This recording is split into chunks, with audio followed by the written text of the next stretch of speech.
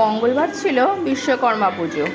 হলদিয়াতে তো আমাদের একটাই গাড়ি রয়েছে, তো সেটাকেই ভালোভাবে পুজো দিয়ে নিলাম নিজের মতো করে। কদিন ধরে আমি তেমন একটা পোস্ট করিনি, কেননা সবাই জানো যে আমি রিসেন্টলি আমার সোনা ভীমাকে হারালাম। ওর শরীরটাও ভালো ছিল না, আর ও রিসেন্ট শপিং করেছি, অনেক কিছুই করেছি, বাট সেগুলো আর ভিডিও করা পোস্ট করার মতো মানসিক অবস্থায় ছিলাম না। তো গত রবিবার আমরা ভীমাকে হারালাম। তো তারপর তো আর সত্যি বলতে কোনো পোস্ট করার বা কিছু বলার ইচ্ছাই ছিল না, এত কষ্ট হচ্ছিল। একটা 10 বছরের একটা সাথীকে হারালাম, তার 3 মাস আগেই আমার বুড়ো, যার সাথে আমাদের 13-14 বছরের একটা সম্পর্ক ছিল, তাকে হারালাম।